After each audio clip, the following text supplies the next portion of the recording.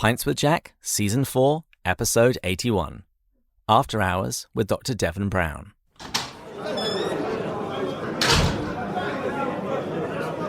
Welcome, everyone. Pints with Jack is your weekly C.S. Lewis podcast where Matt, Andrew and I break down and discuss the works of C.S. Lewis. This season thus far, we've eavesdropped on the correspondence of Screwtape, and we've listened to his toast to the Tempter's Training College. However, we're now in the middle of Narnia month.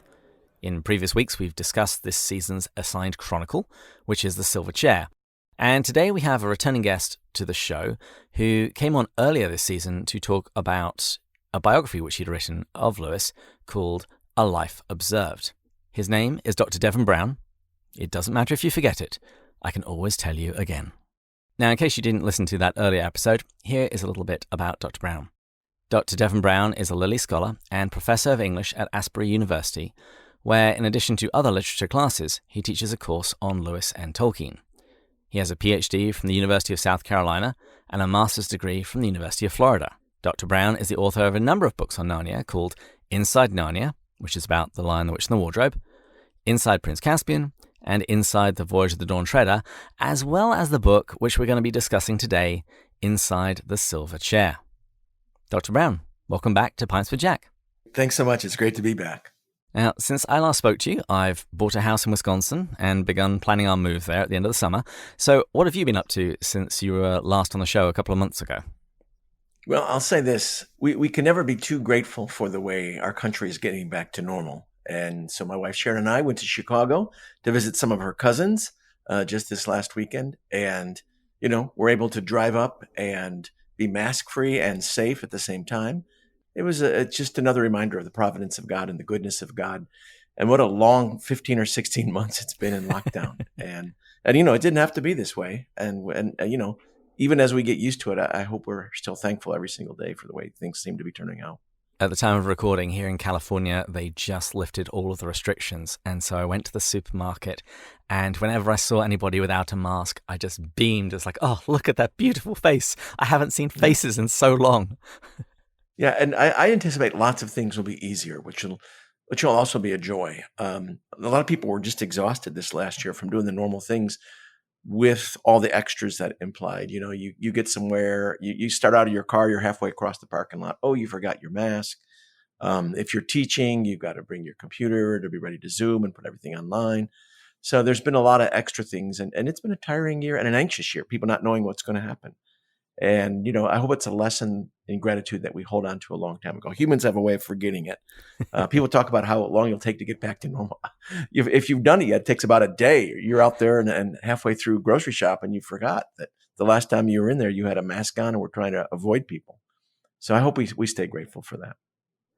Yes, but we shouldn't get too optimistic. And that brings us to the quote of the week, which is one of my favourite lines, which comes from Puddleglum, who says, "Life isn't all fricasseed frogs and eel pie."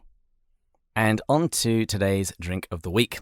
And mine is Hazy Mind. It's an IPA, it's by Firestone, and I'm drinking this in honour of Prince Rillian, who in this book, for at least a certain portion of it, also has a very hazy mind. I said that I went to the supermarket. I spent a solid 10 minutes walking up and down the alcohol aisle trying to find beers with Silver Chair related names of some description. Are you drinking anything? Yeah, I mean, it was nice to read one of the Narnia books where it's cold.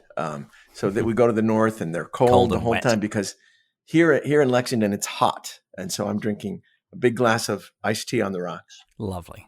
Well, one of the benefits for gold level supporters on Patreon is that we toast one of them each episode. And today we're toasting Pauline Webb. So if you raise your glass, Pauline, may all your endeavours ultimately bear fruit, and may you reap a harvest of patience in the meantime while you're waiting. Cheers. Cheers. Now, I wanted to begin by explaining how the idea for this episode came about. But before we can do that, would you mind explaining how you came to write a series of books on the Chronicles of Narnia in the first place? Yeah, and part of the thing I hope to do here is to encourage all your listeners. We need a whole new generation of Lewis scholars. There hasn't been a Lewis conference in the last 15 months, but there'll be some soon. There'll be a retreat at Montreat College this summer, and then next spring they're going to have the whole conference again, and the number of great attendees. And so I encourage people who are interested in Lewis not just to listen at home, but to consider going to a conference. They'll be made most welcome. You don't have to be an expert. You don't have to present a paper, but it won't be long before you might think about it. And I'll just say, people you'll hear present all started out as Lewis fans. There were no classes, very few, master's classes or PhD level classes in Lewis. You just became an expert by listening and reading and thinking and meeting people. Anyway, that was my story. And when I did my PhD, I had no idea there was such a thing as Lewis scholarship. Anyway, I got out and found a little journal out of California called The Lamppost.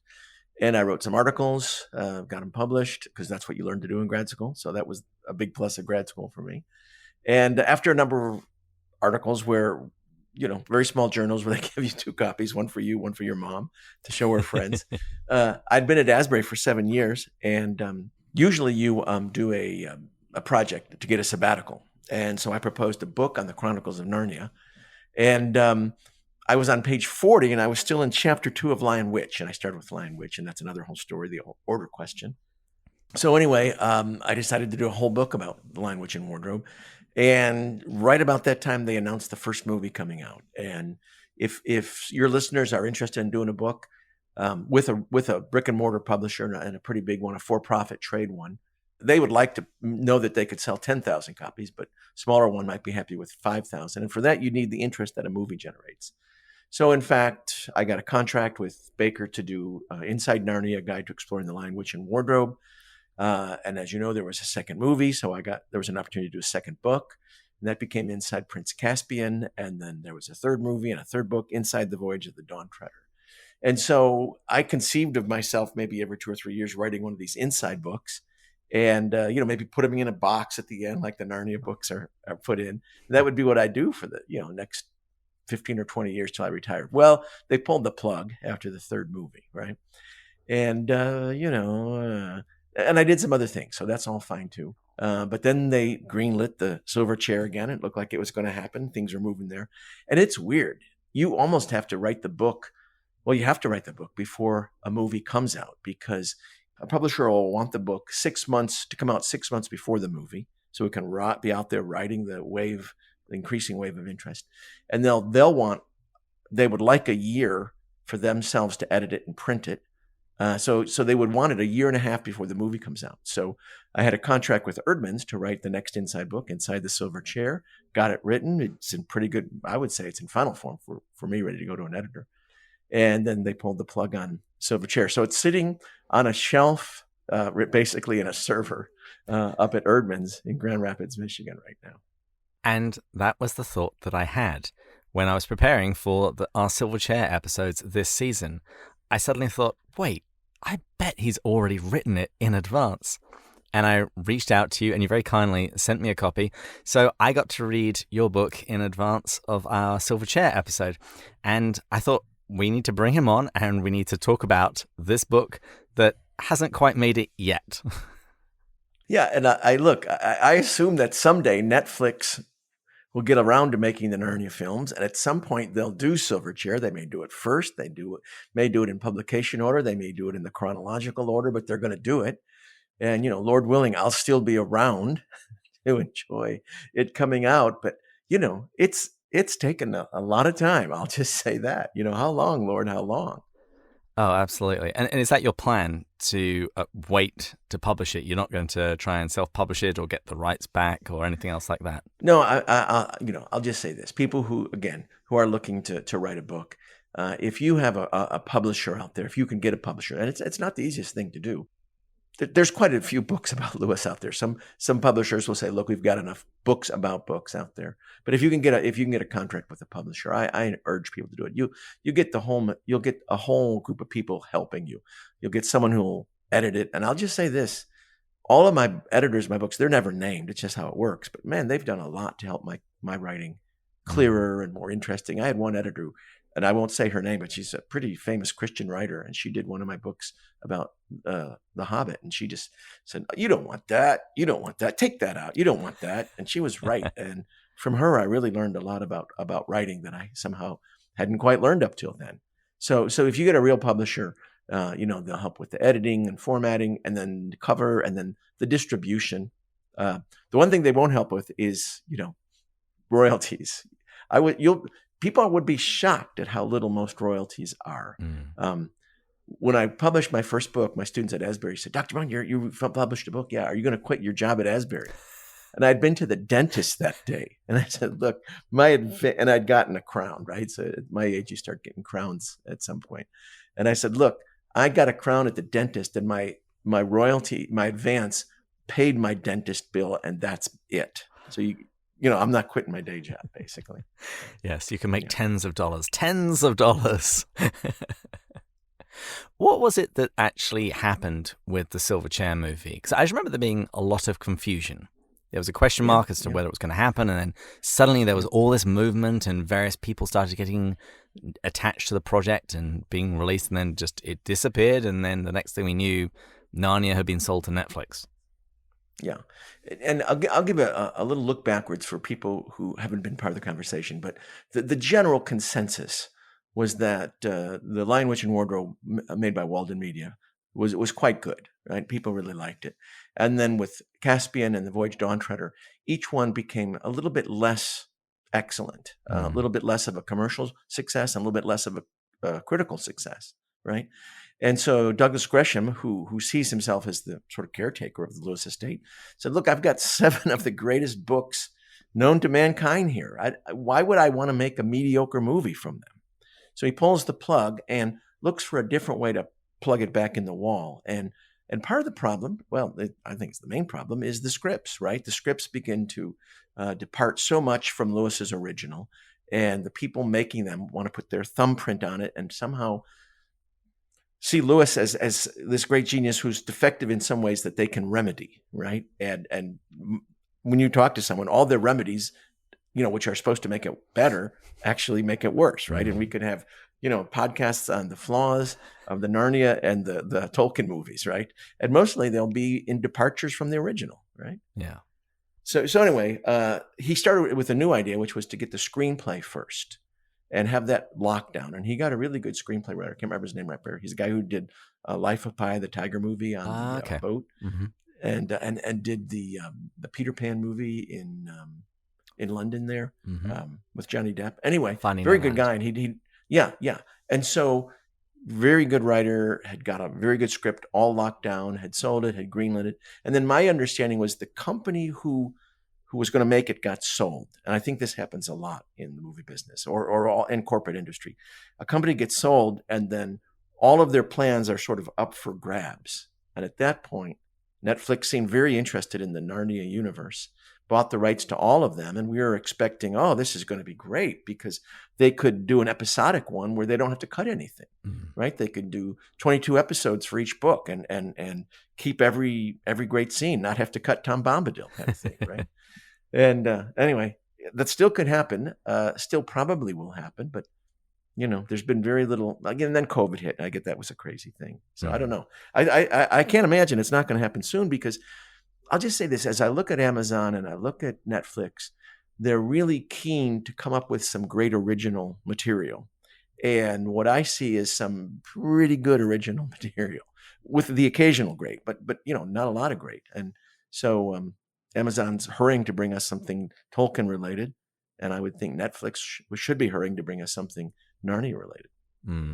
There you're talking about adaptation. Now, a very faithful adaptation, I would say, is the BBC version of The Silver Chair. And I was a kid when that came out. And actually, Daniel and Phil from The Lamppost Listener recently did a long review going through it. And they commented on something that it was what I remembered, that it was kind of plodding because they did just translate the text to a script, and that was pretty much it. So at some points it does feel like it kind of drags. But having said that, I think Puddleglum in that is just wonderful, and whenever I read anything about Puddleglum, he's the image that I have in my head. Have you seen the BBC version? I saw them when I was younger. I haven't seen them recently because they're kind of hard to get your hands on sometimes, but I did see them when I was younger. And I want to run this by you because Americans seem to equate movie stars with models, right? All the kids in the Silver Chair could have also been models. They're perfectly good looking, right? Whereas the BBC one that we're talking about, they do look like the kids next door. And I think there's a huge plus there. I mean, that's Lewis's whole point, that there's something noble about all of us, even your next door neighbor. And these kids, in fact, look like you or your next door neighbor, not like some model. And while for an American audience, you're going to say, man, those kids don't look like actors in America. No, they don't. They look like next door neighbors. And that's Lewis's point about even the most ordinary person has a nobility to them. So it is a very common habit among American adaptations of English properties that they reboot the series and they just make everybody much better looking. There's been a long line of TV shows that I loved growing up in England, such as Red Dwarf, that they've tried to bring over to the States. And every time they make all of the actors much prettier, but they always, unfortunately, typically lose something in the translation. I would say with the notable exception of The Office. When I first heard that they were making a US version of The Office, I was, what's this? Well, the Americans, they can't take our humor. Yeah. And I was very pleasantly surprised. The first season was it was pretty much mostly a reproduction. There were a couple of new episodes, new scripts in there, and then they went and took the show in a different, less cringy direction, and they really made it their own. But even in that case, they made everybody much prettier, even Dwight. Yeah, yeah. Hey, by the way, faithful adaptations. Most of your audience will know this, but the focus on the family radio theater. As you know, it's all audio, but it is an incredibly faithful and I think incredibly moving adaptation. And in preparation for this show, I got out the silver chair and listened to it again. Paul McCusker's direction and writing, and it's very good. Douglas Gresham introduces it, and I'll say this: Focus on the Family is kind of come into the 20th century since I was last on their website. Back then, you would buy a CD, and they would send you a physical CD, and now they'll send you an audio file that you can download and play on whatever device you like. So people listening today could have one, before they go to bed tonight and listen to it. And I think it's a great, faithful, both in spirit and dialogue and casting. It's just a wonderful adaptation. And you can now get them much more easily. When I first listened to the audio version of Narnia, it was on 4 cassettes per book. Yeah. And then when I re-encountered Narnia in my 20s, I got a box set of CDs with all of them. And now I have them all available on Audible, digitally. Yeah. Much easier. Well, let's talk about Lewis's book then, The Silver Chair, and your book and the insights that you talk about in there. One of the things that I really loved about your book was how you set it up and how you explained the setup for the silver chair in the first chapter, Crime Behind the Gym, where you explain how great adventures spring from difficult times. I love that idea that difficult times are fertile soil for great adventures. And I don't think I'd have really been able to articulate that before. But after I read that chapter, I realized that this was probably one of the reasons why I loved Lewis's books, as well as the fact that I hated school and would have much preferred to be in Narnia rather than heading back into class. But would you mind talking about that a little bit, about how great adventures spring from difficult times? Yeah, so here's where the idea came about. So I'm sitting down to write book number 4 in the Inside series, and I look back at the start of each book. And you start with Lion Witch, and, the bombs are raining down on London. These poor kids get sent away from their own family during the war. Difficult time. Second book, Prince Caspian, a more mundane but nonetheless gloomy situation. They're sitting on the train platform about to go back to school. Boys going to one, girls going to another, and everything's just a bit sad. And then Dawn Treader has something we all sort of fear, being sent to a really nasty relative's house while your older brother gets to study with the old professor, and your older sister gets to go to America with your mom and dad, and you're there with record stinker Eustace. And then, of course, in Silver Chair, where Jill's crying behind the gym at Experiment House where the bullies are. In Horse and His Boy, it's possibly the worst. Here's Shasta, who's the adopted son of a really mean and unloving adopted sort of stepdad guy, and he's about to have something worse, being sold to a Tarkin. And let's see, what's the other one? Oh, Magician's Nephew, Diggory and his mom. She's unhealthy. He gets to stay with his nutty uncle, and he used to have a house in the countryside with a pony. And what is Lewis doing by starting all of his books in negative circumstances? Well, I think his point is that that's the soil that great adventures spring from. And that's, as Gandalf would say, that's an encouraging thought for each of us the next time we end up in a very negative circumstances. Things aren't right. We're down. It's bad. We can't fix it. And it just seems like those are the times where we're open to something new. We're open to God moving in our lives.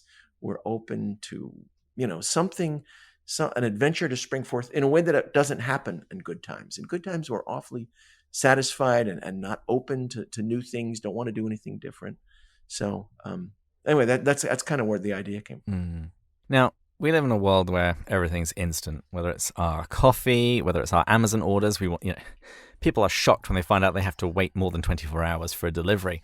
And we often want the Christian life to be very similar. I've heard plenty of testimonies where the person speaking has made it sound like once they accepted Jesus, it was nothing but ease, and their life was filled with nothing but saint-like virtue. But in your second chapter, you really underscore the fact that growth is usually gradual, and in particular with reference to Eustace.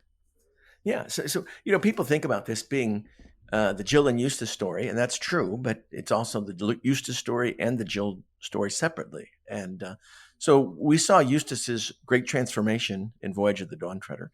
And in one sense, there was a great moment that he could turn to, his undragoning. And let's talk about that briefly, because, he's trying to, well, first off, he's been acting dragonly, but doesn't know it, right? So all up until he becomes a dragon, he doesn't know that he's been acting like a dragon. He thinks he's been acting nice, and everybody else is beastly towards him. Anyway, he becomes a dragon, and he sees the way he's been acting, and that's the first start. He looks into the mirror and he sees how ugly he is on the outside, and realizes that that's what he's like on the inside. So he has to see the way he's been and want to change. And then he has this moment where he tries to undress himself. They go to this mountain, which is this his second trip to Aslan's mountain? What was that mountain he went up to? We don't know. There's not enough to say. He doesn't recognize. He just say, "Oh, I've been here before," at the start of Silverchair. Anyway, he goes up there, and he's able to take off a number of skins, but each time he realizes he has a smaller one underneath. And Lewis doesn't exactly say what that means, but I always interpret that to mean that each of us, once we see how beastly we've been, we're able to make some superficial changes, make some changes in outward appearances. If we want to. Certainly, people who are not Christians, not believers, don't ask God to help them change. They've been able to change in some ways. But he's saying that there's something about Eustace deep down underneath that he can't change on his own. And for that, he needs Aslan. And Aslan says, "You'll have to let me undress you." And just like in Great Divorce, he has to get permission, right? The angel asks, I think, about 8 times for the man with the lizard, "Is it okay if I kill it? You'll have to let me undress you." And so he lets him, gives permission, and it hurts. It hurts like worse than ever. He talks about how it hurt so hard, and that deep kind of change is painful. But Aslan does get that dragon skin completely off, and he describes it briefly. It's really abominable sitting over there, what he helps him get rid of.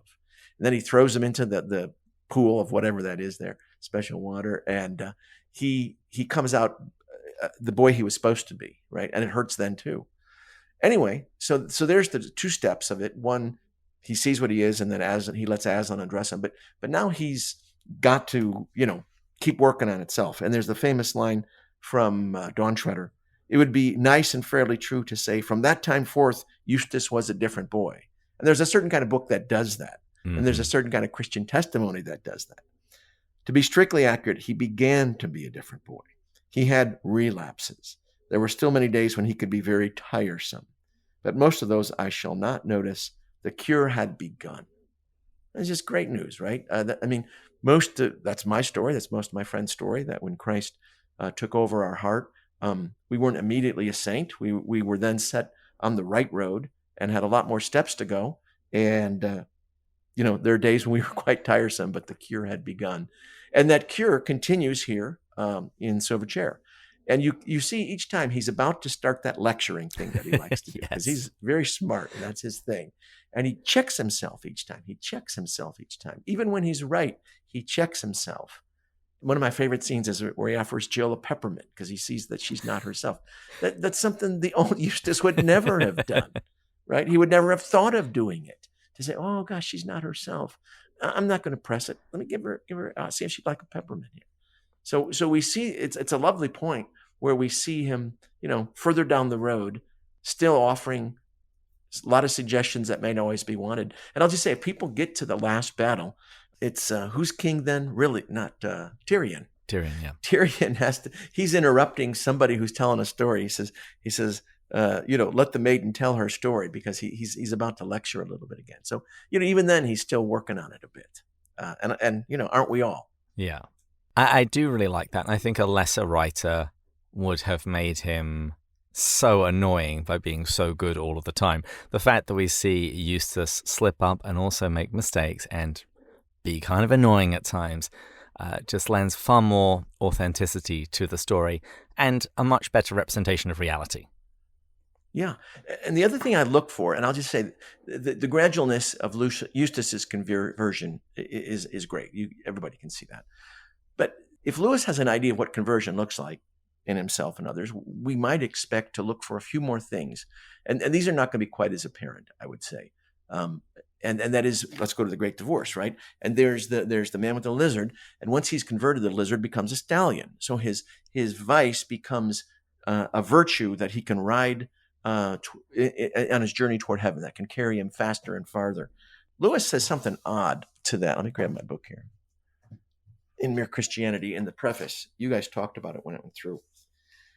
No man, I suppose, is tempted to every sin. It so happens that the impulse which makes men gamble has been left out of my makeup, and, no doubt, I pay for this by my lacking some good impulse of which it is the excess or perversion.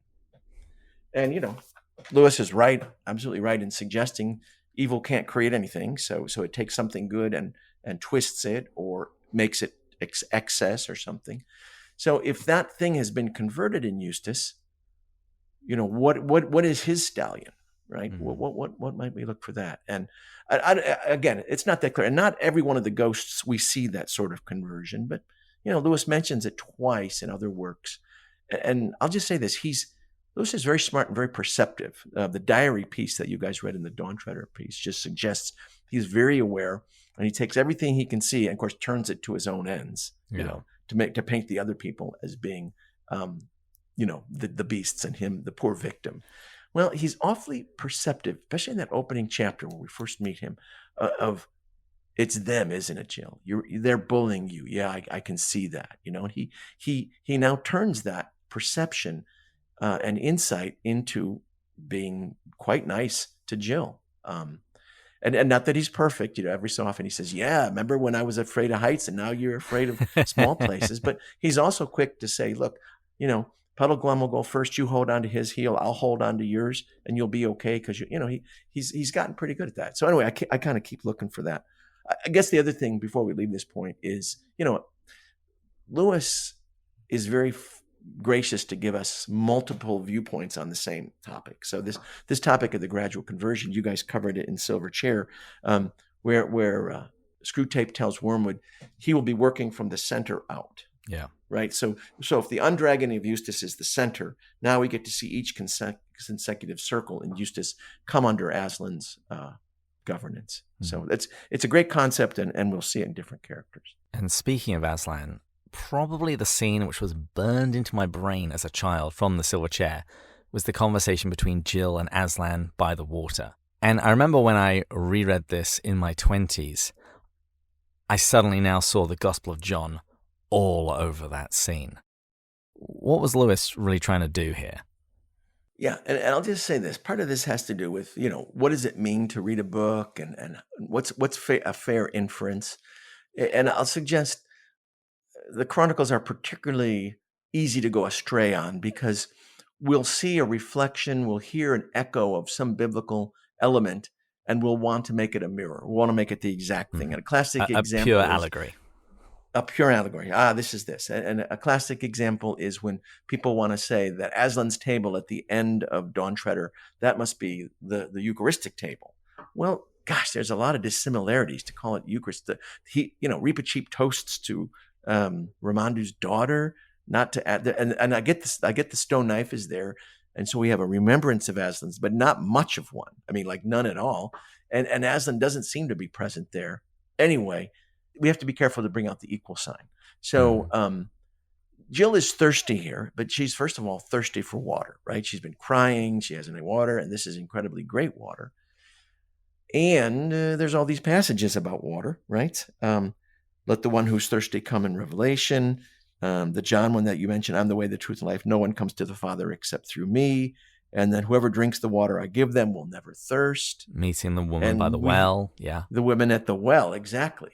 And those are all echoes, but Jill's going to get thirsty again, right? And she doesn't come to God by going through that Aslan necessarily to the stream there. So anyway, the stream here is, I guess, first of all, a stream. It's not directly connected to the Father or eternal life. It is the coldest and most refreshing water she drinks, and it quenches her thirst. That said, there is this other side. It's one of my favorite lines. It goes by pretty fast. Although she had been longing for something like this, Jill felt afraid, right? When she looks right out the door and she's about to go in, she had been longing for something like this. And well, of course she had. She's been bullied there at Experiment House. She's been left alone. There's no justice. There's no friendship. A lot of fear. And here's a land where all those things are going to be different. And she's been longing for something like this. And so, the idea that she's been longing for a relationship with Aslan, she's been longing for this adventure. So it's got to be something more than just water. But I would be careful about saying exactly what it is. It's something like the things that we find in John. It's something like that. But it's not exactly those things, I think. Or I don't know what else to do. I don't know what more to do with it before you get into some sort of danger zone where this equals that.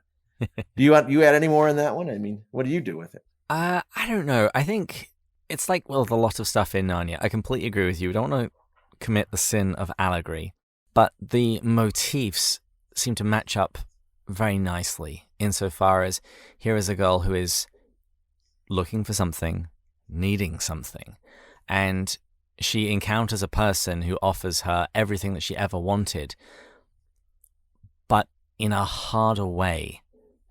Think of the land in The Great Divorce, or the refrain that Aslan is not a tame lion. In the same way with the woman at the well, when she meets Jesus, Jesus gives her everything that she has ever wanted, but not in the way she ever expected.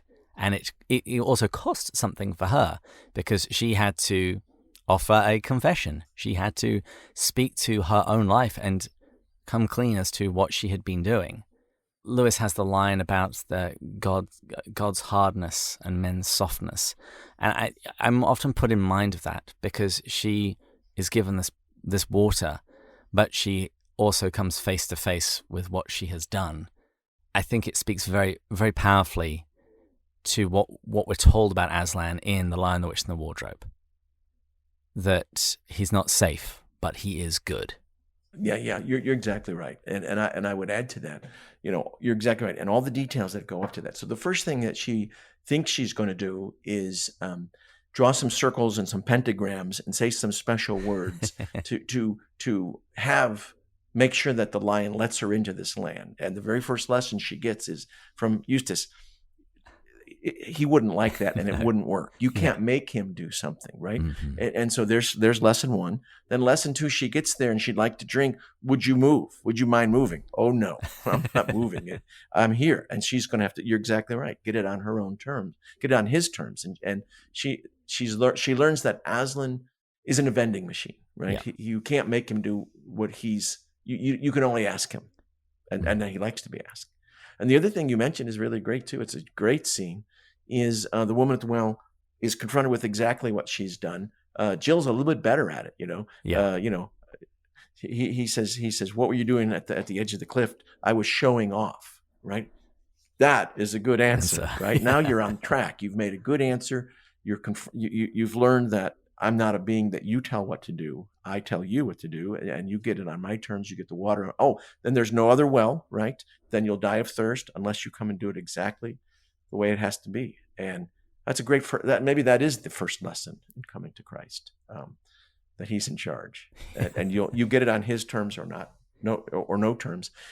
And she doesn't dare not to dare at the end, right? This is her great opportunity, and to her credit, she sees it and takes it. And despite that, in the book, throughout, the children get very little right.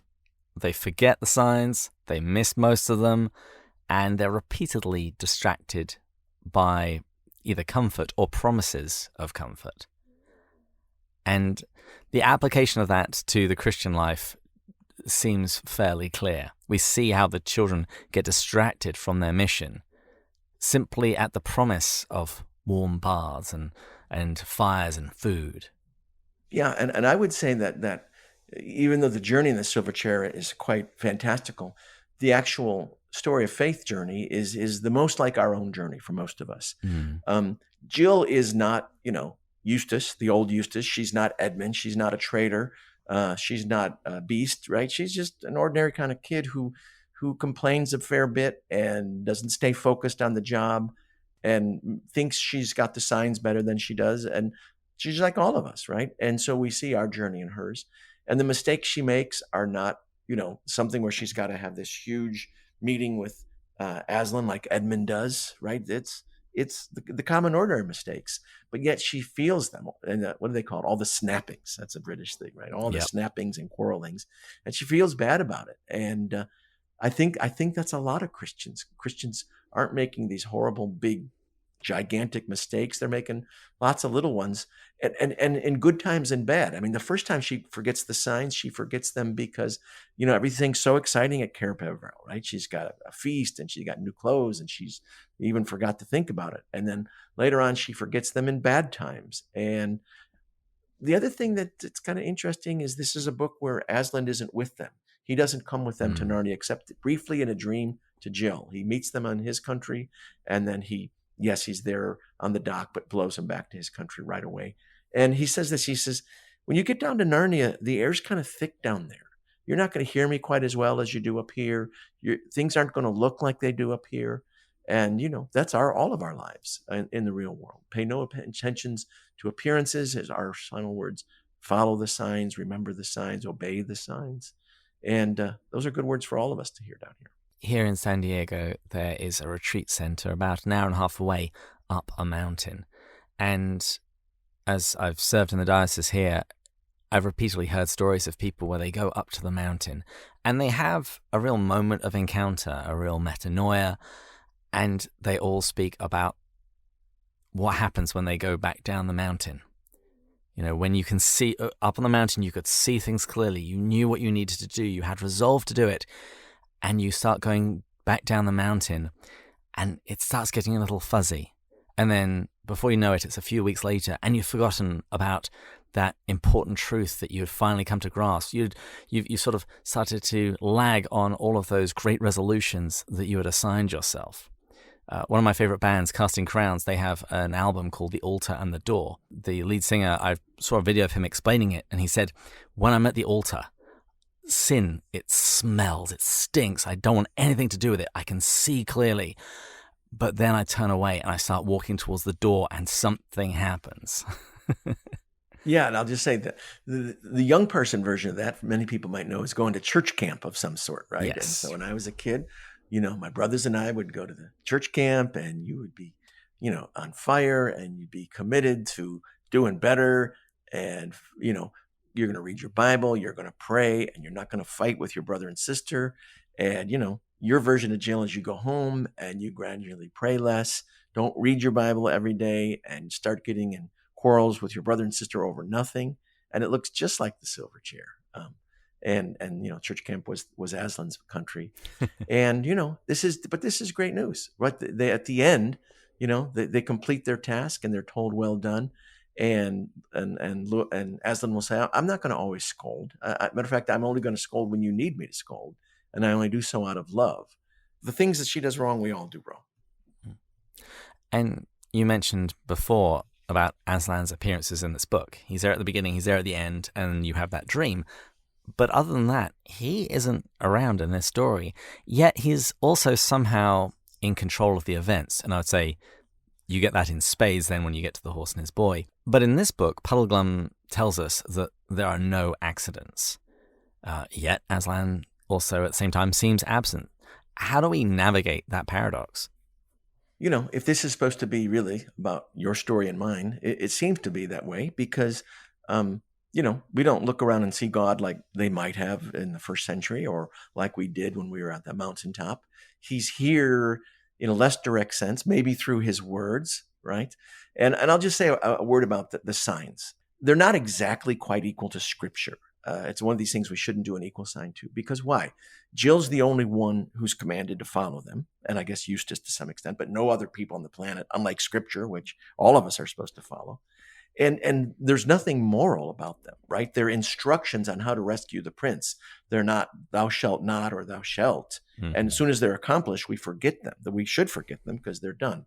So they're not exactly quite equal to the quote from Deuteronomy that you should bind these words on your heart and say them in the morning when you get up. But they're like that, but there's not an equal sign. But yeah, that's how we're meant to remember Christ here is to remember his words as words of guidance. And we find him there as well as other places. Jill finds him in a dream. And then she finds him in all the things that are laid in the path ahead of her. There's this interest. Oh yeah. Let me talk about there's no accidents next, because it's a good one. Because it's tied up with how their whole thing works. When they finally find the prince, he's under a spell, and he says, "Oh, this under me was from some poem. It has nothing to do with you," right? And oh my gosh, this is all a mistake. And Puddleglum, who proves to know a lot more than he seemed at the beginning, says there are no mistakes, right? Aslan knew all about this. When that poem was carved, he knew what would get eroded. He knew it would be here for us to follow. There's no mistakes. And I don't know. I sometimes wonder how much Aslan knows, because he tells her she's to follow the signs until they find the prince, or they die, or they give up. And, does he not know which one they're going to do? Well, I don't know. We don't know. We're not meant to know. But it seems like any of those possibilities could happen depending on their choices. And whatever they happen to be, he'll work things out somehow. There's a famous passage in The Lord of the Rings where Boromir shows up at Rivendell for the Council of Elrond, and he's had this dream that came to him once. That it says, "Go to Imladis where the ring is, and you'll have counsel that can conquer the Morgul spells." And he tells them, "This dream came oft to my brother and once to me." Mm-hmm. And the suggestion is that Faramir was supposed to go. Right? Were you nuts? He got the dream again and again and again and again, and they wouldn't let Faramir go because, he's not Boromir. But so finally, whoever's sending this dream sends it to Boromir and works his will that way. And it's kind of strange because you think, well, gosh, because Boromir's there, the council, the fellowship breaks up right there when it should. Frodo and Sam go alone to Mordor as they should. Merry and Pippin get kidnapped by orcs, which is the only way we're going to bring down Saruman through Treebeard. And then Legolas and Aragorn and Gimli, end up with the Riders of Rohan. Anyway, it works out perfectly. It makes you wonder, well, what was Plan A with Faramir? How would that have worked? Because Plan B seems to work so good. So I was rereading the book this time, and Glimfither says, "Oh man, you should have told, if you had told everything that happened that you were sent by Aslan, Trumpkin might have sent you with an army." And you think maybe they weren't supposed to go with an army. Would an army have been able to go where they went? I don't think so. Anyway, there are no mistakes. Aslan's will seems to be worked out through this interplay with personal choice and personal mistakes. So, you mentioned The Lord of the Rings. It put me in mind of a line from the Silmarillion where Eru says, "You shall but prove mine instrument."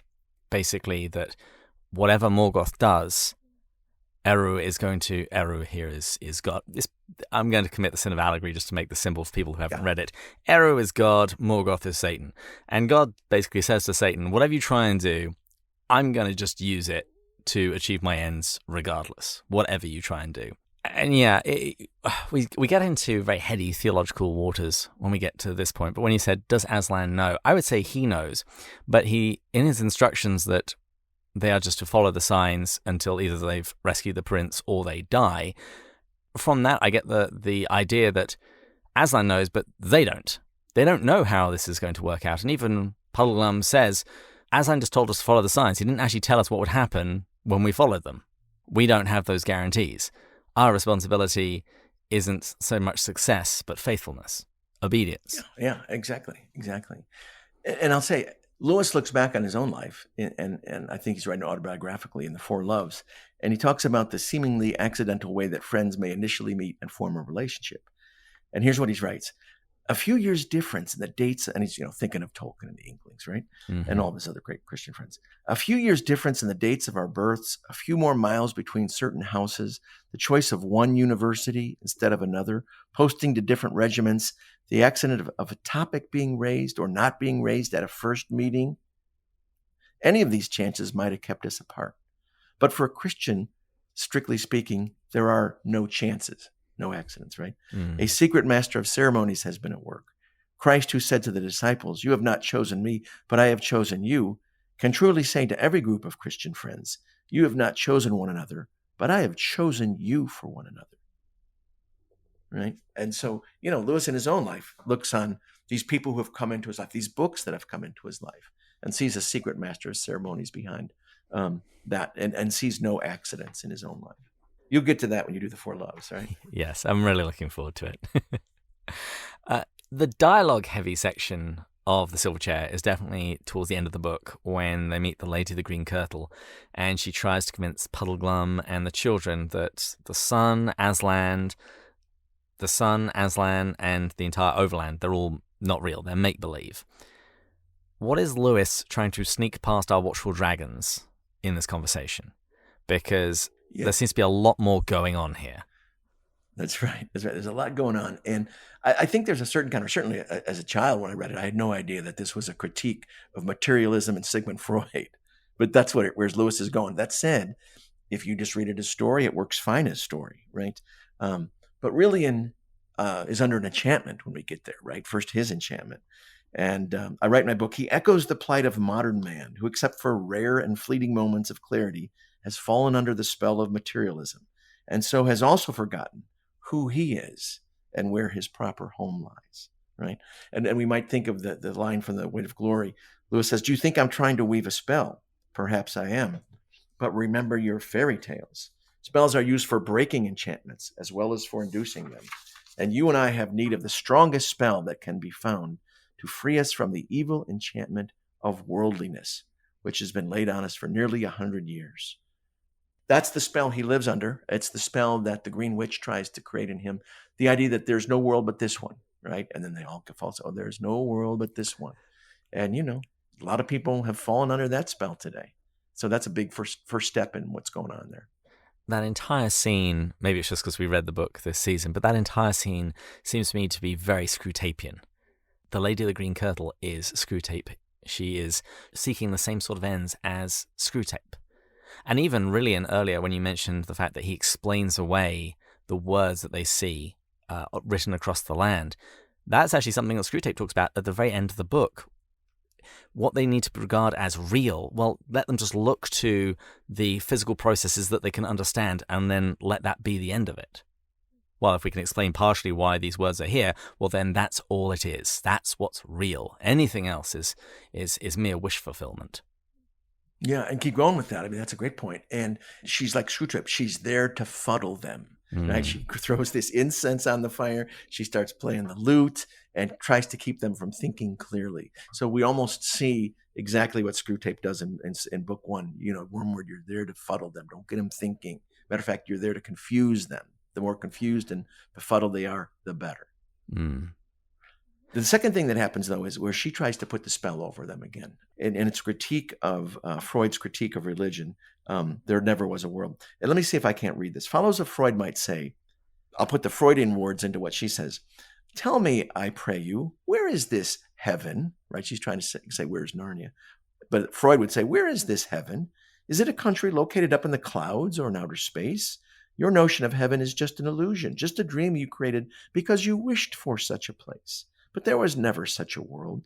There was never any world but this one, right? And then she does the thing where she says it's childish to do that sort of thing.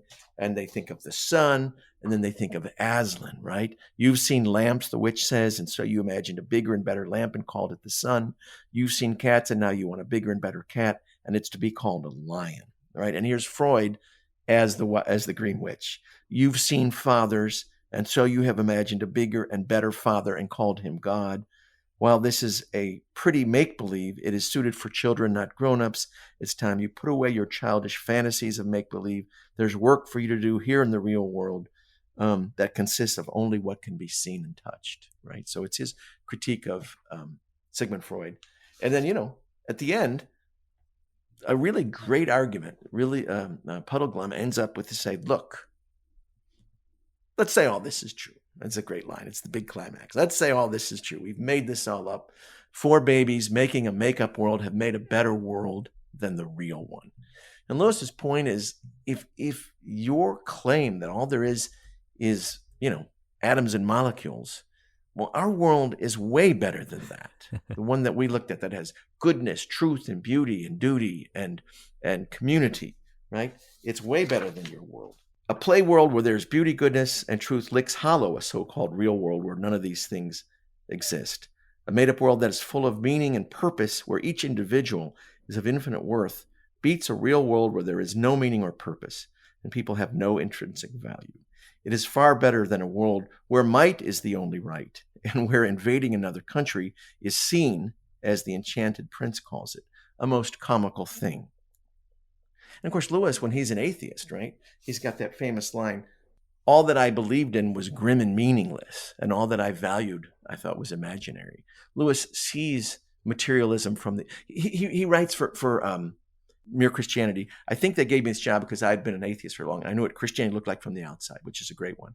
But he also knew how thin and unsatisfying materialism was. And he could critique it here. Some people point to this and want to talk about Pascal's wager.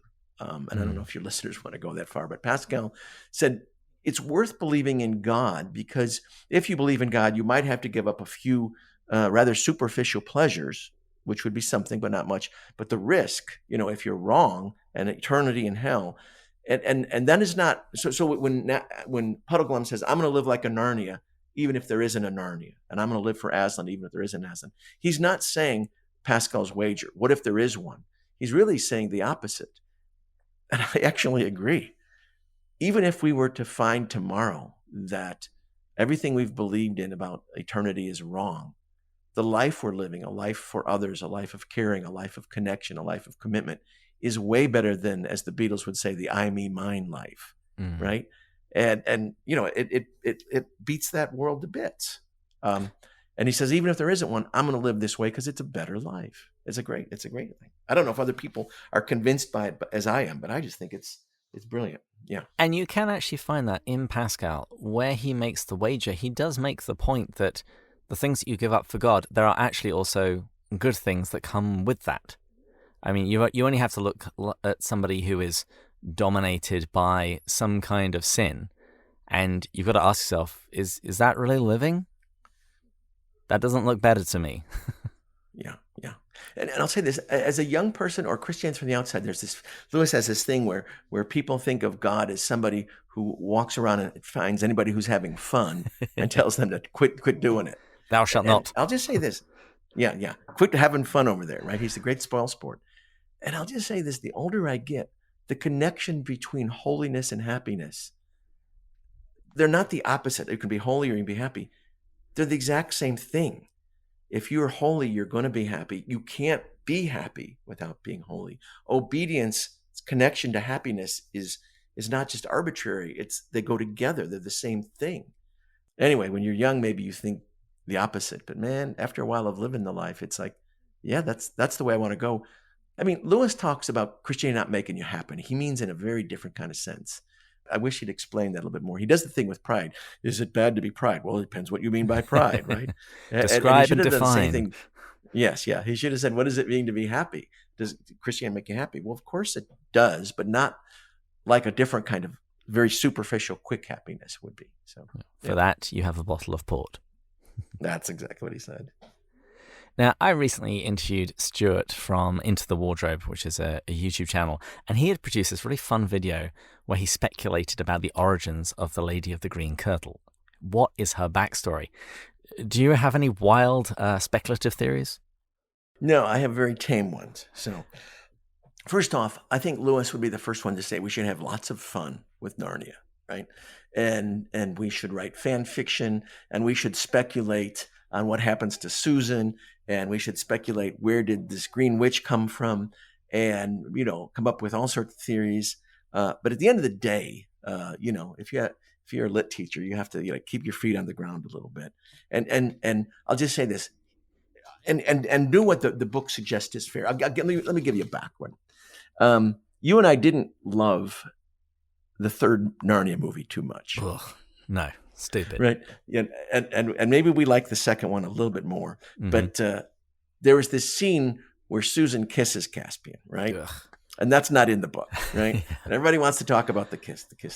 And I said, well, oddly, you might be surprised that doesn't bother me as much as other things. And I said, I'll tell you why. Yeah, I was going to say, it annoys me, but not very much. There are far bigger fish to fry. Yes. And I'll tell you why it does bother me, because clearly Susan is on the edge of being interested in, invitations and nylons and lipstick and kissing, right? And prince, sure. Hello?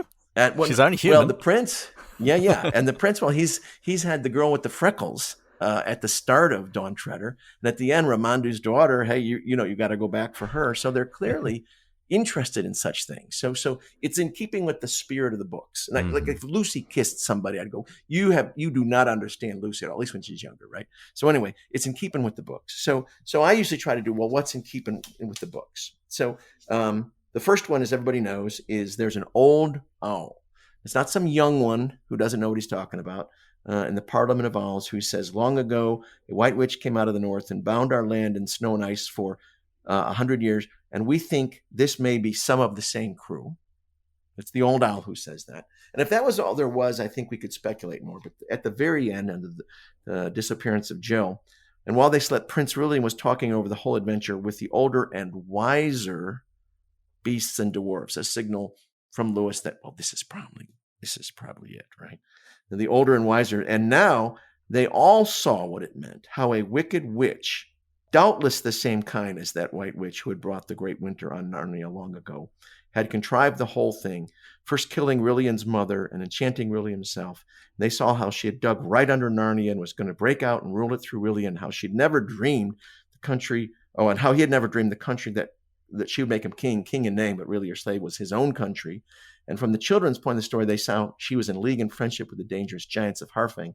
And the lesson of it all is, Your Highness, says the oldest dwarf, wisest, that those northern witches always mean the same thing, but in every age they have a different plan for getting it. So I think we have to suggest she's a witch. She's a northern witch. I watched the video. I thought it was fun. And it's great to speculate, is she a naiad gone wrong? Is she Lilith herself? And I think we have to speculate on where she came from, because, if we follow the trajectory, well, do we follow the trajectory? Because what do we know about Jadis? We learn in Magician's Nephew, and that book hasn't been written when this book is written. Mm-hmm. So all we know, there's a white witch that came out of the north. Maybe Lewis hadn't figured it out yet, and he's not exactly consistent because she comes from Charn, where everybody dies, as you know, and then she's there in the north. So does she have a giant for a boyfriend? That's possible, and this could be some offspring there. I think it's possible. But I like this line of thinking. I'll actually agree and disagree with the old dwarf. He says they're always after the same thing, but they do it in a different way. Well, I think they do it in a pretty similar way. And this keeps in line with the thing you guys are talking about is evil has almost no creative powers at all, right? Can't imagine anything, can't step in somebody else's shoes, can't imagine what good is like. Sauron can't possibly imagine what Gandalf is up to.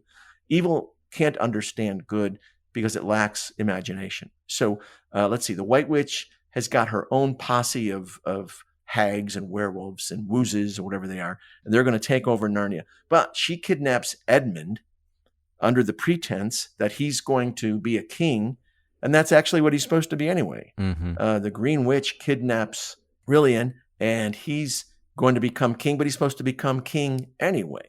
They're both shapeshifters. The green witch can turn into a serpent. The white witch can turn into, I can remember if she's the boulder or the tree stump. Tree stump, I think. Yeah. And let me grab my book here because you'll like this line. Here's a great line. If you had watched long enough, you would have seen the stump walk across the boulder and the boulder sit up and begin talking to the stump. For in reality, the stump and the boulder were simply the witch and the dwarf. And here's the line. For it was part of her magic that she could make things look like what they aren't. Well, there's Lewis as a genius, right? And isn't that exactly what evil does? Mm-hmm. It makes things look like what they aren't. It makes bad look good, makes good look bad. And, they can change how their appearance are. They both appear as beautiful women, incredibly beautiful women. So Edmund Caesar, the most beautiful woman he ever saw. And when Rilian and what's the Drinian, they're both struck by her beauty.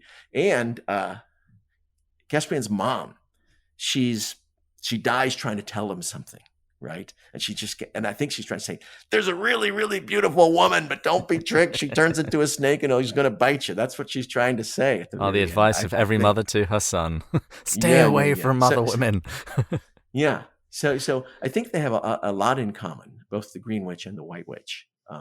So I think we have to conclude at the end of the day, they're probably both witches of the north of the same kind.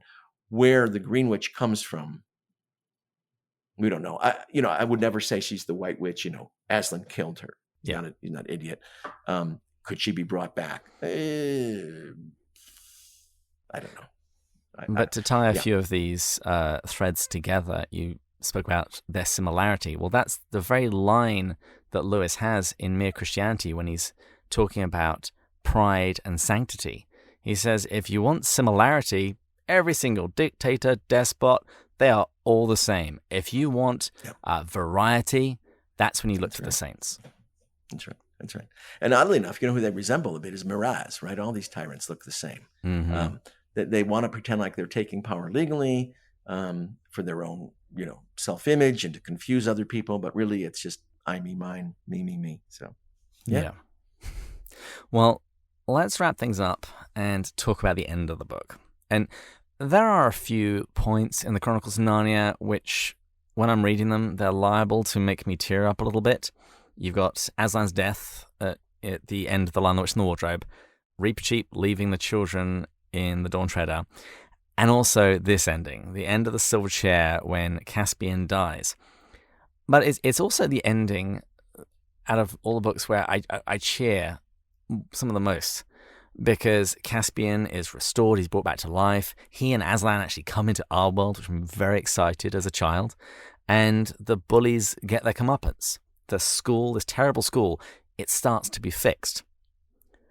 And I just want, as we wrap up this interview, I just really want to offer you the floor, because your final chapter is entitled "What Matters in the End." So I actually want to flip that around the other way. Why does this ending matter? Yeah, and I think it's one of Lewis's best endings, if you want my opinion, and because it's so satisfying. And I'll start off with a line that needs to really be fleshed out. So Rilian gets his wits back. He's back, baby, and he's feeling good. And he says, "Look, we're going to go out and take the adventure that Aslan sends us. I know it's grim out there, but remember, Aslan's going to be our good Lord, whether we live or die." That's a great line, right? And St. Paul says something like it, right? And yet non-Christians are going to say, well, yeah, if you live, he's your good Lord, but if you die, that doesn't seem so good to me. And even non-Christians must have that sense. How is Christ my good Lord? My beloved so-and-so just died. And so Lewis gives him that line twice. He says it again. Aslan will be our good Lord, whether we live or die. Well, they start up the path and the lights start going out, but guess what? They make it right to Narnia just in time as the lights go out and they live. So he's their good Lord. He got them there providentially. And there's a group of Narnians and the hole is just right. And there's somebody to pull them out and dig them out. And that's how Aslan's your good Lord. Well, what about the dying part, right? And a lesser author would have said, oh, well, I'm not going to talk about that. Yeah, be father, son are reunited and the children go back home. Everyone lives happily ever after. Right. Yeah, drive home safely, right? Have a good anyway, we get there and he dies in his arms, right? And it's as sad can be. What does it mean for Aslan to be good if you live or die? Well, we get to see the scene. And there's the stream again, the same one that Jill drank from, now has a different property. That's where this dead body goes. By the way, it's the only dead body that we see going there in the last battle. No one goes to this stream, so it's not an equal sign. And the stream alone doesn't bring him back to life. Eustace has to pluck a thorn and add the blood of Aslan for him to resurrect, and he gets younger and better looking and full of life. And he jumps up, and Lewis, who's a great writer, he rushes to Aslan, and he gives Aslan the kisses of a king, and Aslan gives him the wild kisses of a lion. And you go, that's what it means, for Aslan's going to be your good Lord, whether we live or die. We see the same thing at the end of Screwtape Letters, right? The patient dies at the end. Spoiler alert, sorry everybody, but yeah, you guys already covered it, right? Yeah, we should be done at this point. If anyone hasn't read the Screwtape Letters, what the heck are you listening to us now for? Yeah.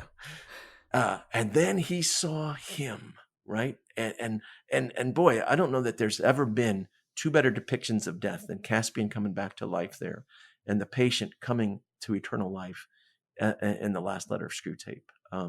That's what it means. Okay, so we say, yeah, that's what you mean. Aslan will be our good Lord, whether we live or die. So that's one.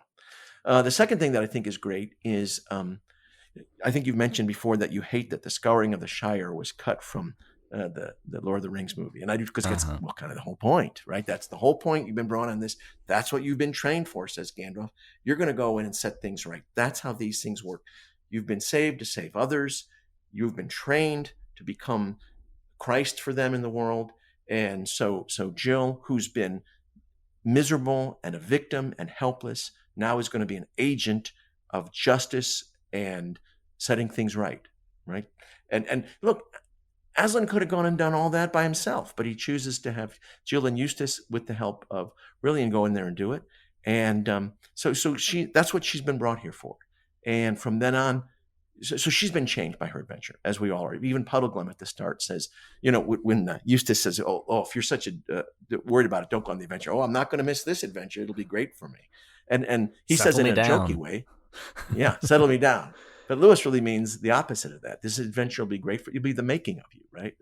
It's the sea that makes the sailor. It's the adventure that makes our protagonists. Last thing I got to say, if you read much online about Lewis, you'll see people criticizing him for all sorts of things that, well, they don't know what they're talking about. And what you'd like to say is, let's sit down and chat about that, so at least know what the issue is. So there's lots of people who complain about Susan not coming back. That's a whole issue. There's lots of people who want to look at what they claim are Lewis being racist or sexist.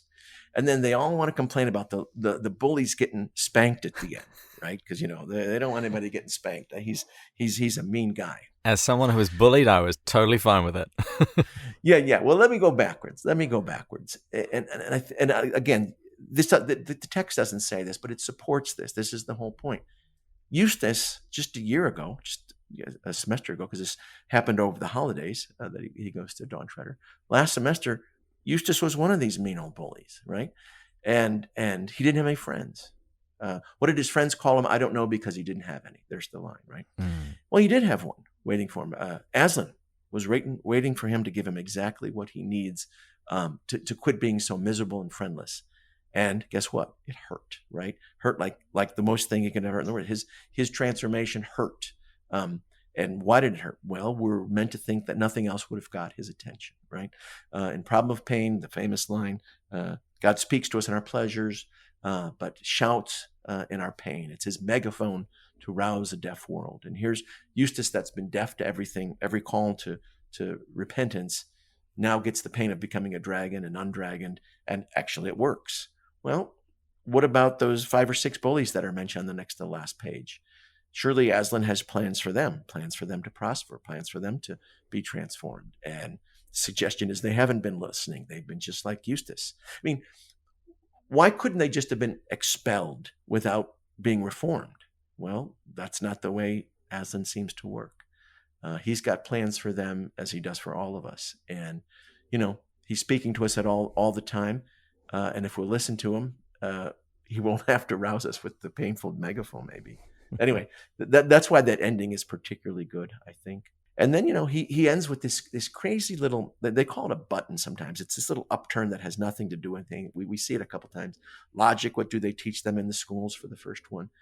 Caspian Father, or left my torch in Narnia, which has nothing to do with anything. Anyway, here the button is, after everything had happened, they kept the passageway open down into Narnia, and on hot days, they'd go down there and sail around on the sea. All right. But he doesn't stop there. He says, if you're lucky enough to get back there, man, make sure you see those caves because there's something. And the oldest of us says, yeah, I'm going to see those caves if I get there, right? And we feel like it's been real, and it has been real for us. We've journeyed with Jill and Eustace and Puddleglum, and we've seen what they've seen, and hopefully we've learned what they've learned, and we bring it back with us. So anyway, that's why the button seems to work, because it's just a suggestion that in a spiritual sense, in an emotional sense, Narnia has been as real as the other world. Lewis has this great line on 3 ways of writing stories for children. He says, readers don't despise real woods because they've read of enchanted ones. The reading makes all real woods a little enchanted. And of course, that's how we end the book. Our world is more enchanted than it's been before. And that's a good thing. And when I visited the kilns, I got there a little early, so I spent half an hour wandering around the woods in the area. And I'm going to admit, I kept my eyes open for fawns, just in case. Yeah. And, the trees might have been saying something to you, right? They'd woken up. So anyway, it's good. I learned from Lewis and Tolkien that the world that we live in has been disenchanted by that spell of materialism. It's taken the enchantment out of everything around us and turned it into just atoms and molecules. And so Lewis and Tolkien want to break that spell and let us see the spirit that's in the world around us. Let us see the unseen and sense it. So they both do great jobs, and that's why we keep reading them. And a lot of people, when they read Lewis and they hear him talk about MacDonald, they go and read Fantasties and are utterly confused as to what on earth did he love about this book. And I think it's that point specifically. It re-enchants the world. Because in Fantasties, you have somebody that goes on this incredible journey, and it began as just an ordinary day, looking like a very ordinary world, and a veil gets drawn back, and they see that it's packed full of wonder and magic that they never knew was there. And what's funny is lots of people discover that the world is charged with the grandeur of God. And that's the suggestion. But only those who see it take off their shoes. That's right. Every Lewis in Letters from Malcolm say every bush is a burning bush, right? If we could but see it. Yeah. That's and MacDonald said that the ideal was for every meal to be a Eucharist. Yeah. Dr. Brown, thank you so much for coming on Pints with Jack. Now, obviously, people won't be able to pick up a copy of Inside the Silver Chair since it hasn't yet been published. So we're going to have to wait a little bit for Netflix to pull their finger out and get on with it. But where can they go to pick up your other books and also find out more about you? Yeah, so I'll say that they can go to my Amazon page and find out all my books there. And, there's still copies of Inside Narnia, the Guide to the Lion, Witch, Wardrobe, Inside Prince Caspian, Inside Voyage of the Dawn Treader there. My Lewis biography will be there. And if people are trying to save some money, there's lots of used copies out there. One of the greatest things about Amazon is you can now get a book for half the price usually, which is great. And then if you want to learn more about me, you could go to my webpage at Asbury University and have a little bit more in-depth look at the kind of things I've done. So, yeah, those are all great. Well, thank you again for coming on the show. And we would also like to thank all of our Patreon supporters, particularly those who support us at the top tier. That's Shane, John, Kevin, Brian, Kay, Monique, Paul, Kimberly, Gillis, Gary, Jake, Stephen, Matt, Jeff, Kelly, Chris, John, James, Kate, and Rowdy. We're now nearing the end of season 4. And so we'll be having a wrap-up episode in a month or two. And we'll be reading out some of the latest iTunes reviews. So please write us a funny one and give us 5 stars.